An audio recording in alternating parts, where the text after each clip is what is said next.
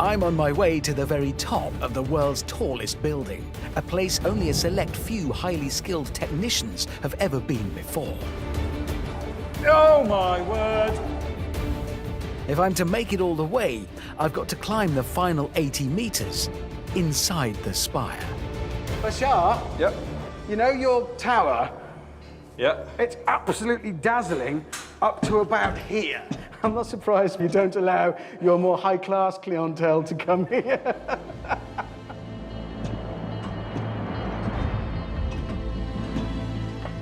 He's taking me to perform essential maintenance on what must be the most inconveniently located bit of kit on any building in the world. Almost there, you can see it.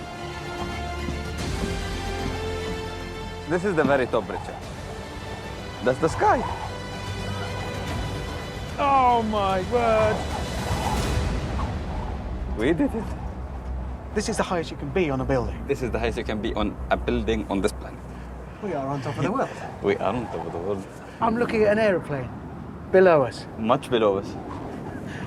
That's the strangest feeling. And tall buildings, they have such an appeal to us as humans, don't they? True. And do you think part of it is to be the tallest thing, to have the furthest view? I can see more than anybody else. You know that this tip can be spotted from 95 kilometers away. I'd also like to point something else out. I am slightly taller than you, which means I'm right now the tallest man in the world. That's me. I am the tallest man in the world right now. So now we have to do our maintenance. Yes, indeed. Where is it, the thing we've come to fix? It's just behind you. This small container is a lightning arrestor. Inside it is a sophisticated lightning detection system capable of identifying an approaching electrical storm.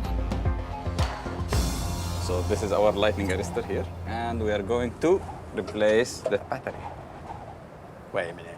Bashar, we just climbed to the top of the world's tallest building to change a battery. Yep, we did. Why is it battery powered and not plugged into the mains? Because with lightning, you can fry that out. So it needs to be isolated. It needs to be isolated. It needs to be a battery. You have to wait and see the tool to do that. What?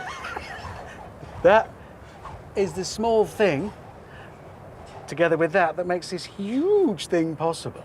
Basically, what you're telling me is this is the world's biggest smoke detector battery change. It is indeed. We have just climbed to the very, very top of the tallest building in the world to change the battery in the device that can detect an approaching electric storm. That's a different day out, isn't it? Indeed. When lightning strikes, it looks for the tallest object as it provides the quickest path to ground, which puts the Bhurj Khalifa firmly in the firing line.